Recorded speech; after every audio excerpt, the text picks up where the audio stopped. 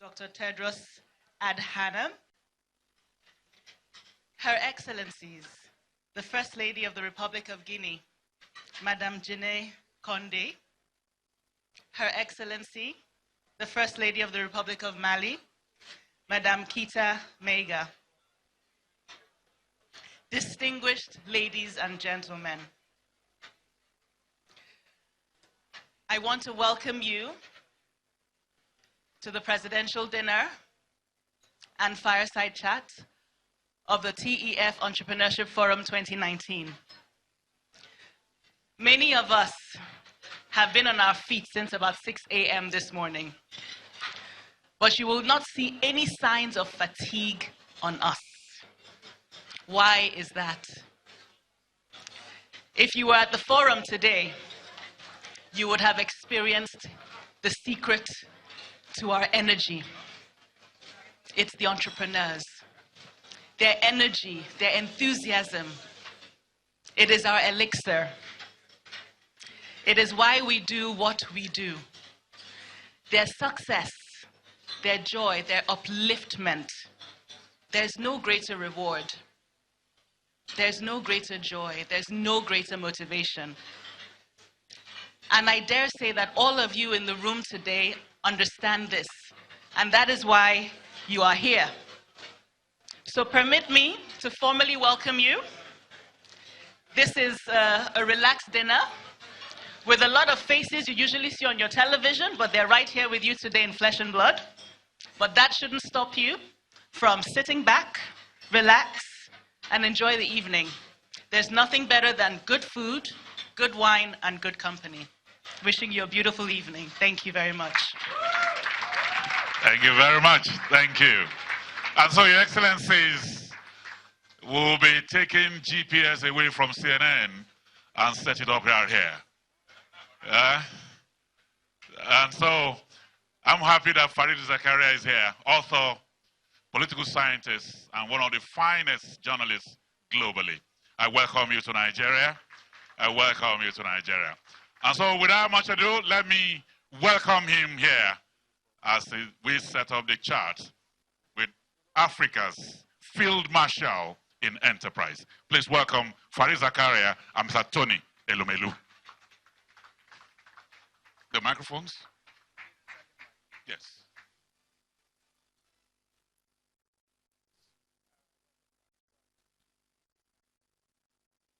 Ladies and gentlemen, it's a great pleasure to be here.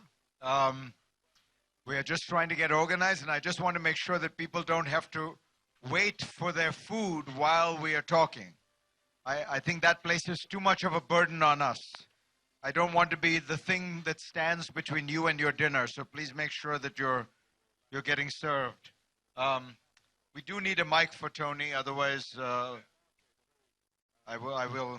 I can't ask the questions and answer them myself, though I'm sometimes tempted to do that when I have politicians on.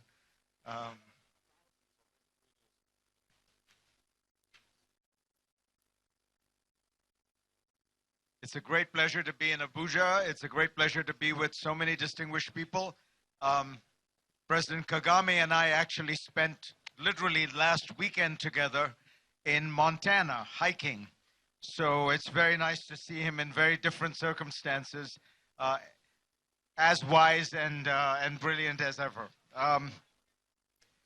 All right, can I get your attention, please? I know, I grew up in India, so I know what this is like. People have to stop talking. There is going to be one conversation here, and it is going to be between me and Tony. And he's paying for this dinner, so you need to pay attention, all right? What I wanted to do to start, Tony, was to ask you, honestly, why the hell are you doing this? You're a rich man. You could take the money and travel around the world and buy lots of houses and places. Apparently there are yachts that people buy. Instead, you're spending a lot of your time and energy and effort doing this. Why? First, it's very good to have you in Africa, in Nigeria, and at this gathering. And Your Excellencies and great supporters of African entrepreneurs. I want to thank you for being here with us. To me, this is one of those moments in one's life that one feels totally happy. Why are we doing this? Why am I happy? I'm doing this through the Tony Elumelu Foundation because I believe that in one's hierarchy in life, at some point, it's not just about ability to feed yourself. It's not about ability to train or send your children to school. It's not about the basic human needs. It's a lot more. There's a lot more, much more than that. It is not about the balances we have in our bank accounts. It is about humanity. It's about impact. It's about legacy. It's about what gives one greater joy and satisfaction at this point in time. When I stand before our young Africans, knowing what they are going through and seeing excitement, happiness, optimism on their faces, it gives me the kind of joy that money cannot buy.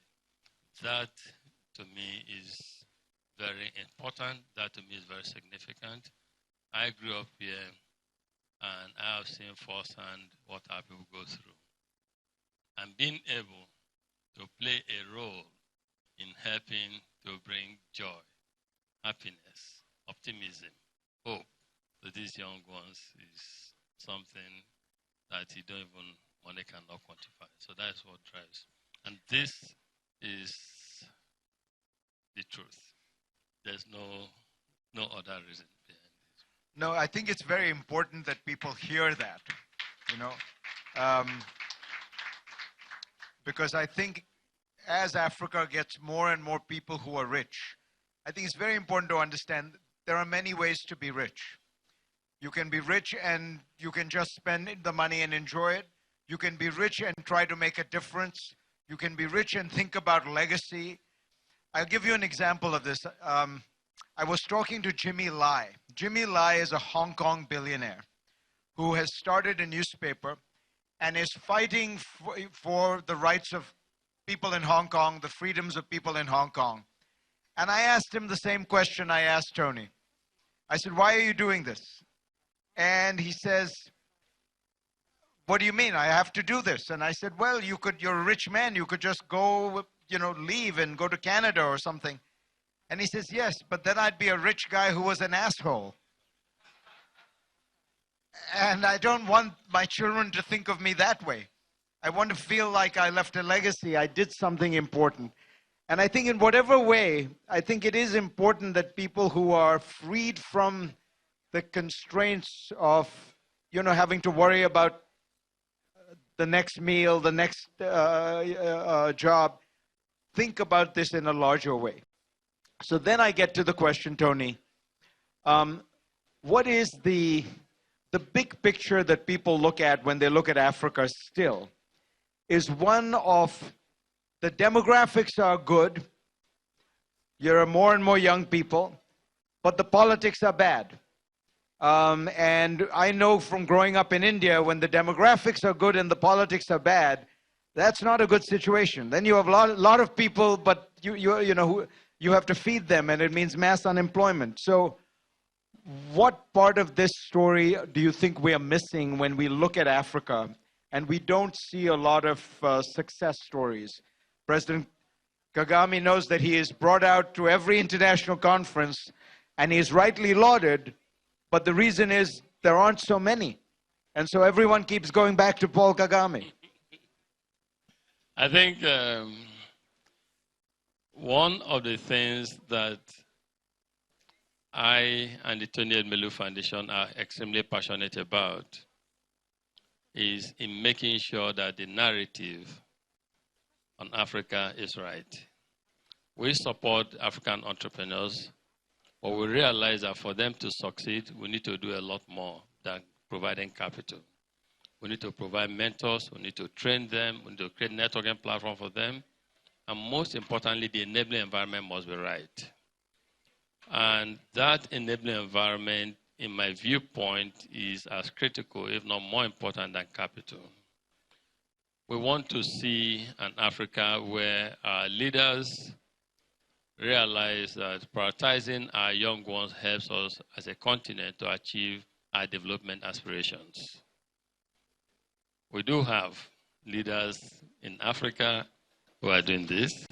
As you said, one is President Paul Kagame, and other presidents, especially the ones we invited to this forum. And back home, we're also beginning to witness improvement, in governance. But the truth is, we need to do a lot more as a continent. We as in government, political leaders, and also the private sector leaders. I say to my colleagues in the private sector, the easiest thing to do is to blame government. I say government could have done this, could have done that. But I say we should not be a blame generation. We should also do our own, in our own little way, to even show government possibilities and opportunities and what could be done if the right operating environment was right. Is beginning to happen.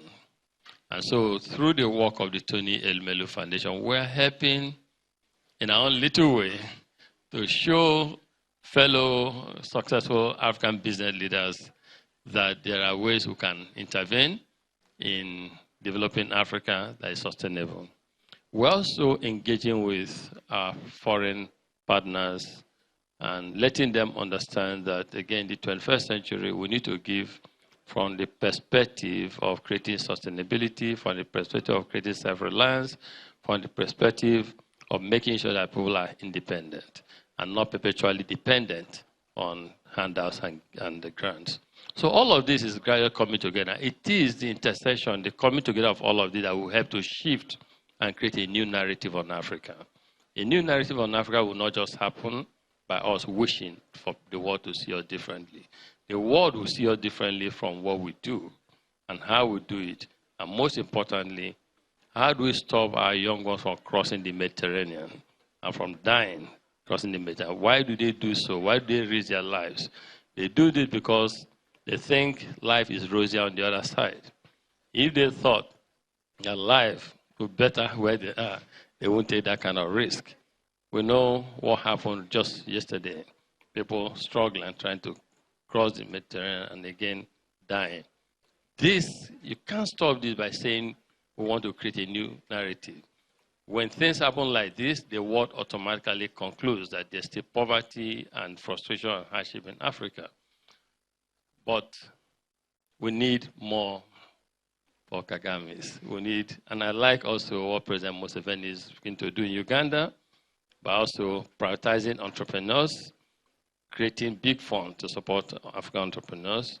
We hope, working again with the Elumelu Foundation, that will help to bring, because one thing is to create fund, and that is to make sure that the individuals or the SMEs in the country benefit from this. We're happy about what President Macky Sall is doing in Senegal, and want to continue to see how the Tony Elumelu Foundation can work closely with them to bring more prosperity to the people of Senegal. We like what the president of DRC, Chikeda, is also doing in bringing prosperity to his country. So this is how we create the new narrative on Africa. So you talk about, and of course it is critically important that you get the politics right, you get the government policies right, but you're dealing with thousands of entrepreneurs. What is the main obstacle for entrepreneurs? What is it that that stops them from becoming entrepreneurs? What have you noticed in these 5 years of doing this? What is the way to unlock greater entrepreneurship from the bottom up, not just the laws? For me, I think it's about catching them young. And that is why what we do through the Tony Elumelu Foundation Entrepreneurship Program is to get them young, capacitize them, provide seed capital for them, train them, mentor them, create networking platform for them to make sure that the small and medium scale enterprises grow. But for this to happen, the operating environment must be right. when I speak to these young Africans, what they say to me, and we do support a lot of them. Every year, the Tony Elumelu Foundation supports 1,000, and this year it's gone up through this partnership and support we're getting from other development agencies and partners, like the African Development Bank, supporting additional 1,000 this year, like the International Red Cross, that is the Executive Vice President of the International Red Cross, flew from Geneva for this, like so many other United Nations Development Programs supporting close to 1,000. What we are trying to do with these young entrepreneurs and what they say to us is that the operating environment is stifling. They have issues from business registration to taxation, multiple taxation issues, to corruption in some areas, red tape, and it just goes on. No electricity, no mass transportation system that help them move goods, and cross-border issues. But what I say also to them is, we can't keep complaining. We need to start doing something. Right. We need to start doing something, to start engaging, and we need to see our development partners continue to do what they do in helping to engage in a different form from point of view of advocacy and also from point of view of helping to empower these young Africans through entrepreneurship. Entrepreneurship clearly is the way to go. These young ones, they need capital, they need business education, they need opportunities, networking opportunities, they need support from their government. Again, I want to go back to African leaders who are getting it right. Rwanda, today I spoke about Rwanda, improving the ease of doing business. Ease of doing business and moving at times 330 places. These are things that help to create prosperity. These are things that help small and medium-scale enterprises to succeed. When medium-scale enterprises succeed, they help to move economies forward. And so I would say, for me, I spend less time on fall issues. I spend more time preaching and telling people what we should do going forward. Prioritize our young ones, create economic opportunity for them, improve the business environment, and sky will be the limit. And leaders must realize that what is good for the entrepreneurs is good for the citizenry.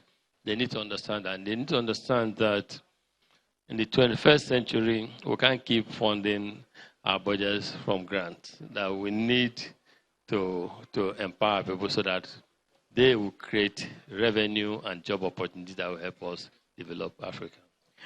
So if that's from the bottom up, when you look at the top down, you have these presidents here in front of you. What do you think are the key laws, public policy issues that stand in the way of entrepreneurship, economic growth? Again, you've operated businesses across Africa. You talk to these entrepreneurs. What is it that you would say to these leaders? Here are the 3 things you should change. I would like to answer that question, but maybe before I answer that question, it might be nice to engage the presidents who are here. Maybe we'll give them a microphone and tell them to share with us one each things they are doing in the environments to help to improve the operating environment that will make entrepreneurs succeed in their country. That's a great idea. Shall we do that? Yeah, maybe we'll start with President Paul Kagame to tell us what he's doing. Who wants to hand over the microphone, please? Why don't you take yes. Okay, I'll take those ones there. Let me get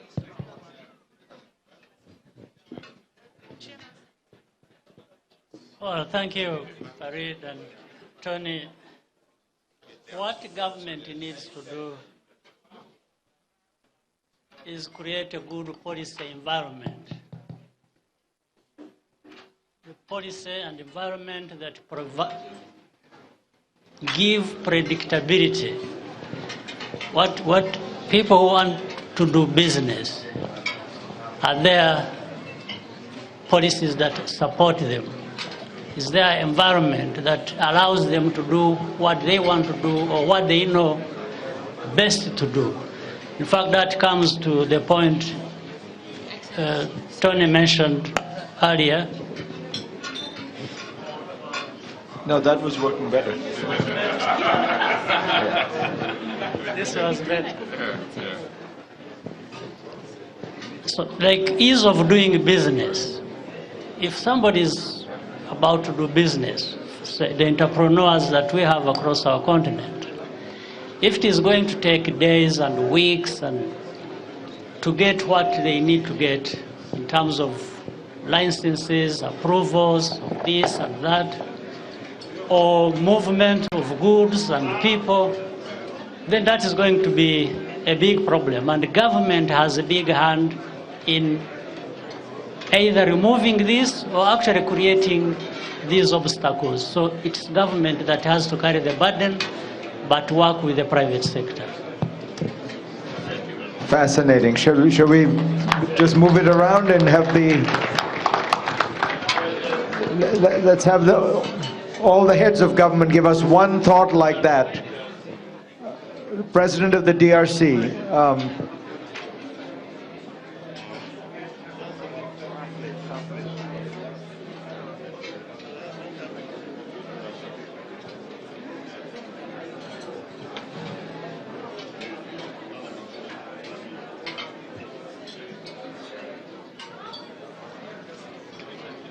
Bien, je vais parler en français.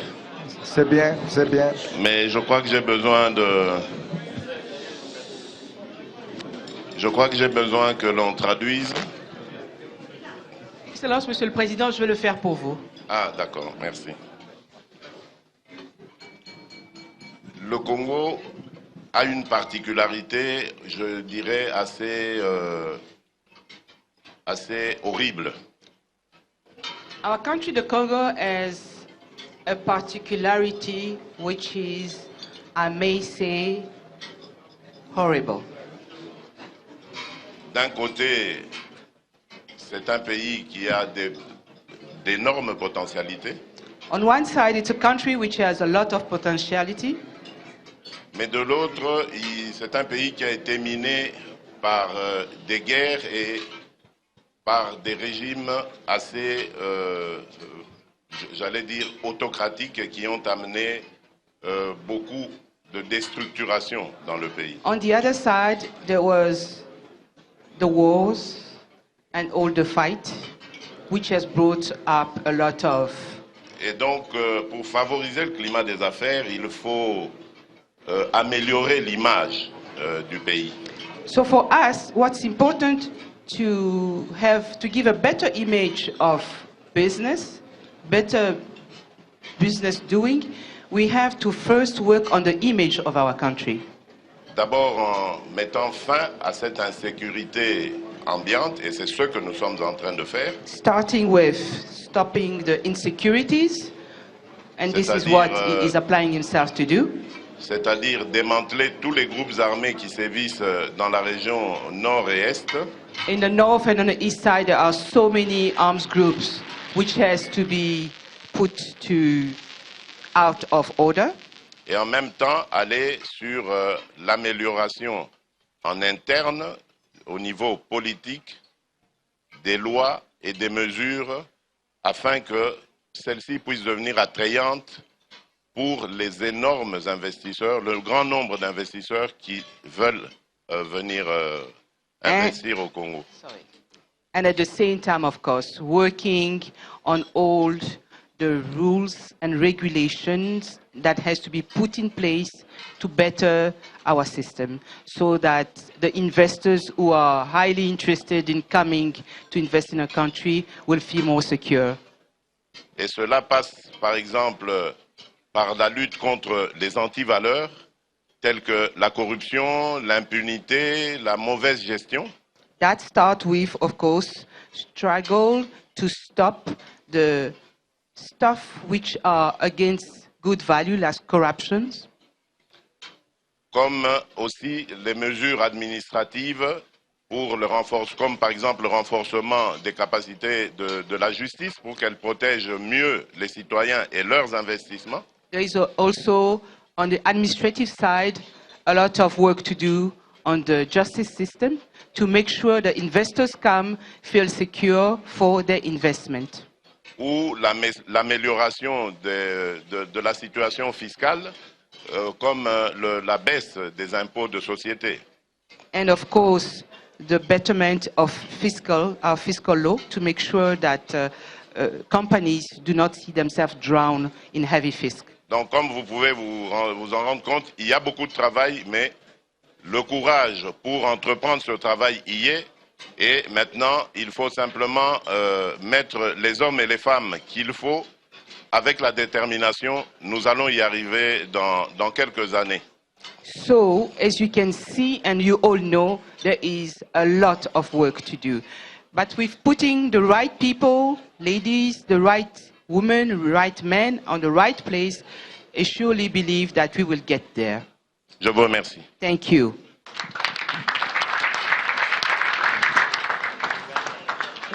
Merci, Monsieur le Président. Votre procès de ce sujet, c'est très intéressant. Uganda next. We're going to get all of Africa when we're finished with this. Well, President Kagame, President Tshisekedi, Tony and Zakaria, and friends. Basically, I see the problems that Africa is confronting today as a number of bottlenecks. First, we have had security problems which have disrupted business. Two, we have had issue of policies, a point that President Kagame has talked about, getting right policies in place. Three, poor infrastructure, such that you invest, but you cannot transport your products because of poor roads or having no efficient railway system. Therefore, we need to deal with those. Then there is the other element of Balkanization of Africa to make sure that the colonial boundaries, even after independence, do not remain as barriers to entrepreneurship, to doing business in the continent. Therefore, we need to relax these colonial boundaries so that trade in Africa can be free. People in East Africa can trade with people and countries in West Africa. Remove the barriers, then we will be in place if we deal with those problems. I thank you. Fascinating.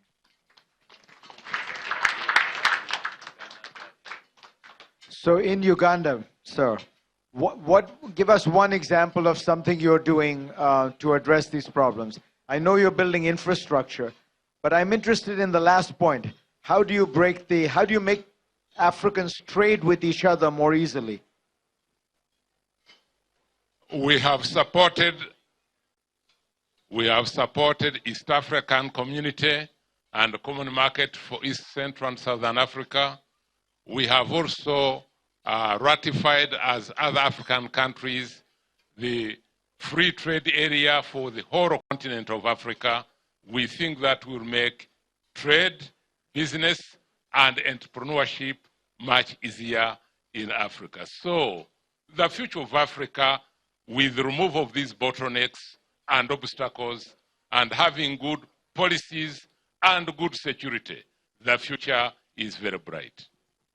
Shall we hear from Senegal? Do we have the...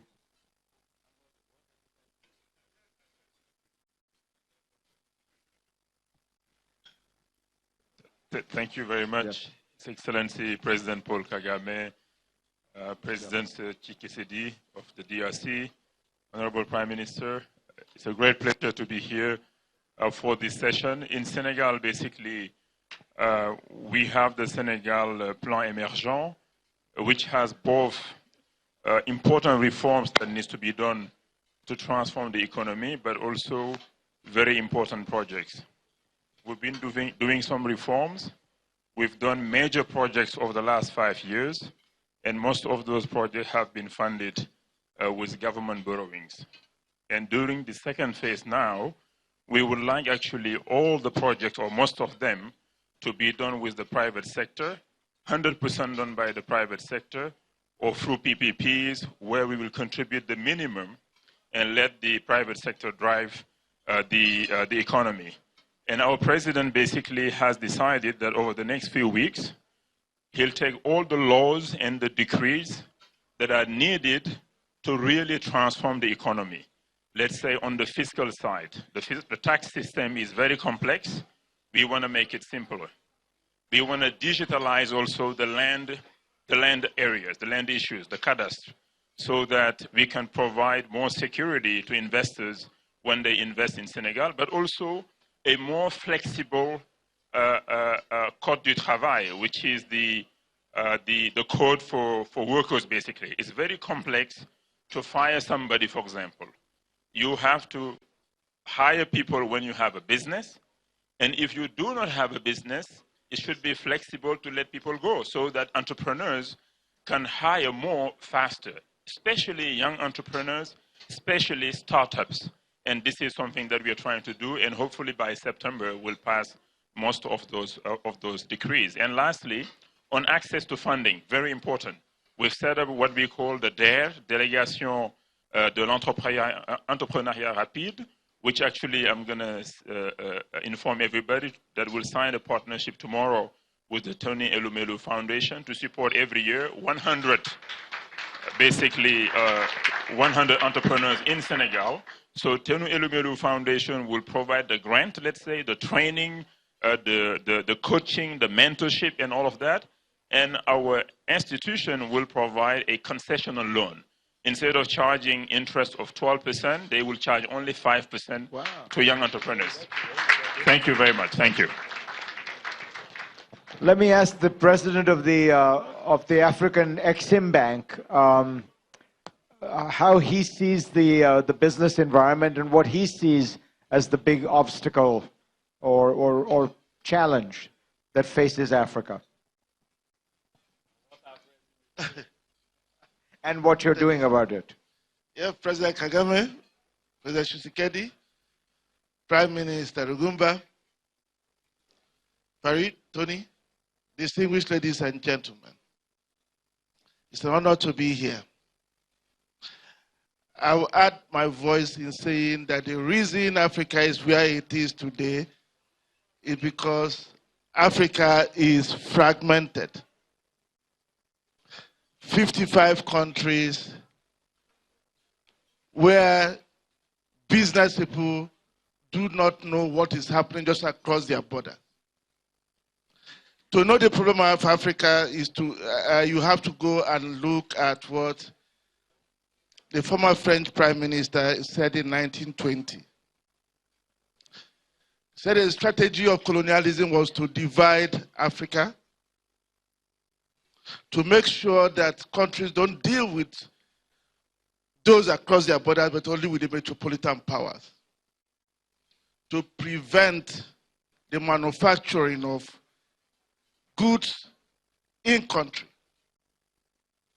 but that those countries will serve as exporters of raw materials to be manufactured and re-exported as manufactured goods to the colonies.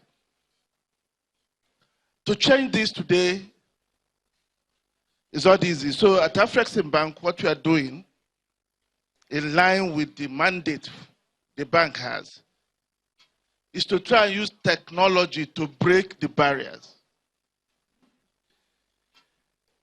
And for that reason, the first thing we are doing under the new Continental Free Trade Agreement, which we had to thank President Kagame for leading to a conclusion last year,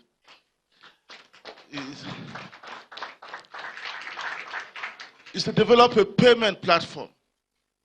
A payment platform that will make it possible to begin to reduce the barrier caused by currencies. Because the currency is perhaps the first signature of the divisions we have. So people can then pay across borders in their local currencies. But more importantly is trade information. When we did a study, we found that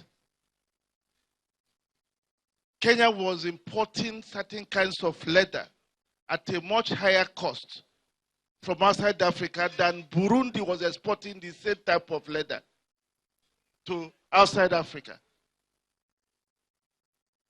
people don't know what exists across their borders. And unless we begin to deal with the trade information to make sure that people know what's going on, we cannot do trade. We cannot break those barriers. So we are building a trade information portal using artificial intelligence that can predict supply chains. We believe that that is what will then unlock the investments we need for regional infrastructure. The governments cannot build the regional infrastructure. You need private sector to come in. And private sector can only come in if they find that there is a market. And it's information that can make it, make the markets to exist for people to know that those infrastructure can be bankable. So that is why we're also focusing on it. And with Tony Elumelu Foundation, working on the youth. We have a young population, which is very good, but it can also be a bump. So working with the Tony Elumelu Foundation, we are putting in place a second stage funding for the graduates of the entrepreneurship program to make it possible that those who graduate, who have been mentored, are able then to begin to expand and grow their businesses. It is those youths that can also begin to break the barriers of the divisions we have. Thank you very much. Fascinating. Can we just get the mic back, because I'm going to ask Tony the last question. Tony, it seems to me you have created something here where you have these thousands of alumni, entrepreneurs. They're all excited. They all hope to change their countries and to change Africa. The danger is that governments have to keep faith with them and to change the laws and change policies to make it possible for these people to succeed and not be disappointed. What is your message to all the people here?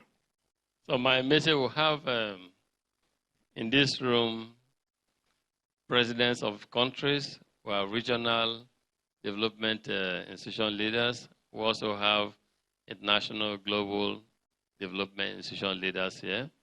So my message, and we also have here some entrepreneurs, but you see the bulk of them tomorrow at the presidential dialogue. I would say to our political leaders, our presidents, to continue. I'm quite impressed hearing what's going on in Senegal, in Uganda, in DRC, and of course in Rwanda. To continue, please. And also the peer review mechanism we had in the past, I think it's about time we brought it back, just to encourage our leaders so that we create in our countries and across the continent by extension an environment that is extremely supportive of our junior ones so that they can express and actualize themselves. I see when I talk to these young Africans a lot of intellect, a lot of creativity, a lot of ambition, people who are ready to help us truly develop Africa. We have Steve Jobs in Africa, and we don't want them to die not becoming Steve Jobs. So our leaders have a lot to do in this. For our development partners, I want to thank them, especially those that have realized that in the 21st century, there's a new way to engage with Africa. To engage with Africa from point of view of creating self-reliance and making sure that people don't keep depending on looking forward to the next aid coming to them. And that is entrepreneurship. And that is what we preach at the Elumelu Foundation. And I want to thank those who have bought into this vision and are fully supporting the International Red Cross. You know, it's wonderful what you guys are doing. Please, we need to do more to support our young Africans. The African Development Bank, thank you for what you're doing. We need to do more because this last year we had almost 290,000 applications, and Tony Elumelu Foundation support promises commitments 1,000 a year. But through your support, we're able to take on additional 1,000. So until we are able to support almost all these young Africans who want to improve, contribute to the development of Africa, we should not relent. I want to commend United Nations Development Program, who just recently have partnered with us to support 100,000 entrepreneurs across Africa. That is what will help. This is what will help to improve and change the narrative.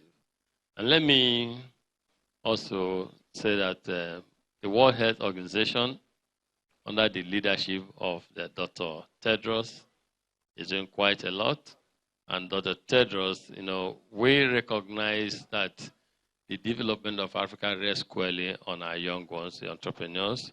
But we know also that healthcare delivery and good health delivery is very important for them to realize and actualize their ambition.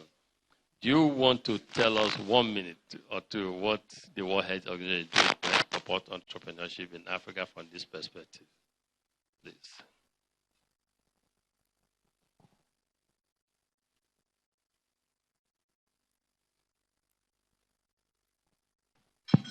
Thank you very much. I didn't actually expect that I would become the surprise you can expect from an entrepreneur. So, Your Excellency, President Kagame, Your Excellency, President Tshisekedi, Your Excellency, Prime Minister Uganda, Excellencies, colleagues. First of all, I'm really glad to be here. I was in the conference this morning and I was listening the whole day, except the afternoon panel I had. Especially in the morning, I had nothing to do, so sit down, relax, and listen. And it was really uplifting to listen to the youth, what they were asking. And what they were asking was very, very concrete. One was capital. And actually from our discussion, I gathered that how can governments encourage people like Tony Elumelu in their respective countries to start something like what Tony had started here. If you have 54 countries in our continent, even 1 or 2 each will be a lot of people who can follow his example. And that will be hundreds of thousands of startups. And that was really great. And the second thing they stressed was, even if you have a capital without a business environment, it doesn't work. So doing business in countries should improve. And one example is, by the way, Rwanda. In Africa, it becomes very often number 1 in the ranking of doing business. Because, thank you. Because delay in, for instance, licensing businesses can kill the business. Like delay in taking care of patients kills the patient. So that's why they stressed, and I was really happy to see that, not only capital, but we need business environment. And then the third area which they stressed was governance. And of course, I can go on and on. And I was so happy to see that. Then coming to what Tony asked, the specific question that he raised, to be honest, not only WHO, everybody should do anything we can, especially for our continent, for Africa. When I joined this morning the meeting, I went actually in distress because I had the news that more than 150 migrants, Africans actually, crossing the Mediterranean from Libya were dead because their ship capsized. And this year alone, 600 migrants died. And in order to prevent this, the best way is to address the root causes. I know, and we know, all of us, many of those who are crossing are actually doing it for economic reasons, looking for opportunities. So one of the root causes of the problem is lack of opportunities at home. while we have lots of opportunities at home. So how can we address the root cause of the problem and create opportunities for these young people who are crossing, telling them that the gold and diamond is actually in Africa? I'm not saying actual gold and diamond. What I'm saying is there are better and more opportunities in Africa, in our continent, than anywhere else, combined even. How can we then help them to see that opportunity, but to help them that opportunity?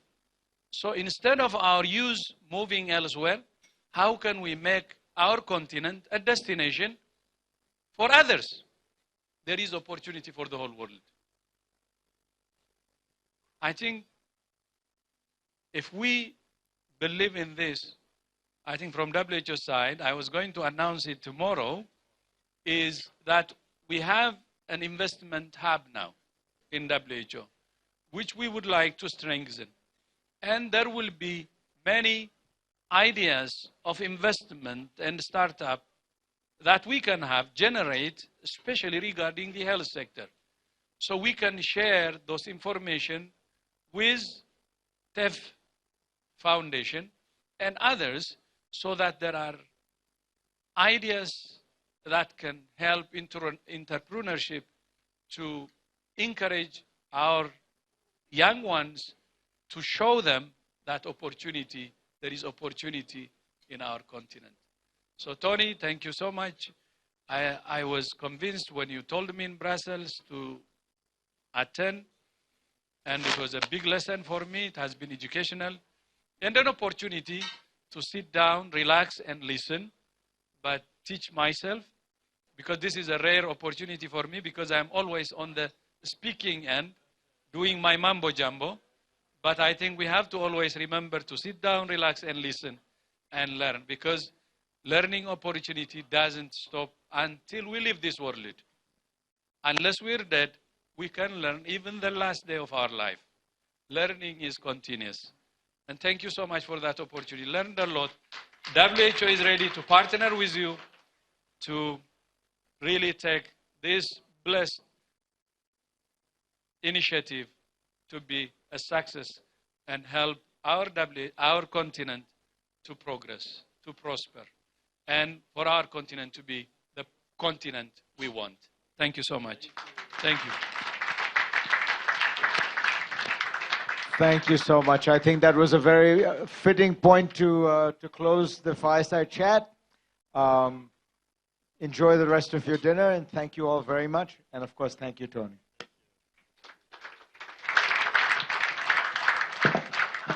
Thank you. I'd like to invite all the presidents that are here, in fact, this table, to join them here for a group photograph. Please, Your Excellencies. Excellence, Monsieur le Président, tous les messieurs assis à la table présidentielle, aurez-vous l'honneur de venir prendre une photo avec Monsieur Elumelu et Monsieur Farid? Je pense que nous demanderons aussi à Madame Elumelu, Docteur Elumelu, de joindre.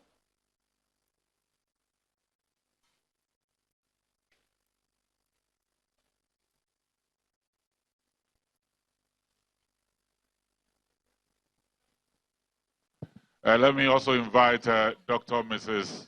Awele Elumelu to also join us in the photograph, please.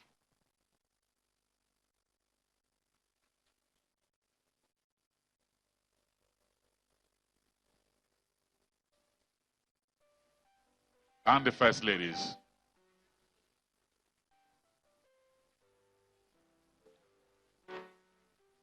Et les deux premières dames, s'il vous plaît. Est-ce qu'on peut avoir les deux premières dames aussi, joindre pour la photo?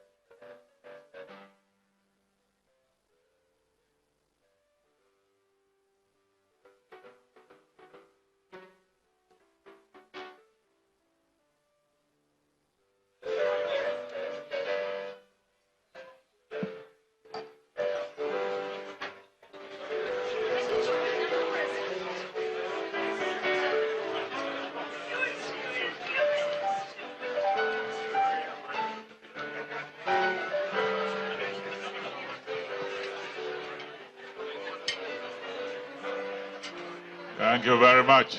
Merci beaucoup, merci beaucoup.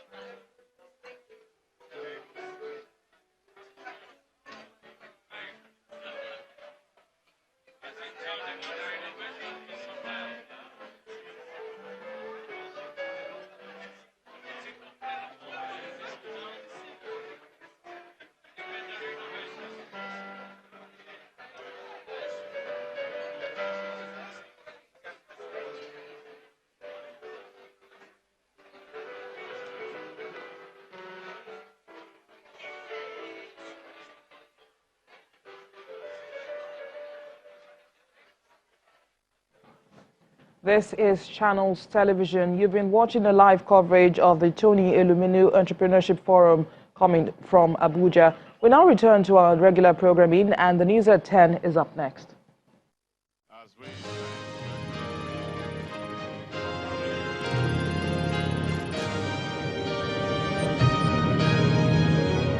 You've been watching a live Channels Television event.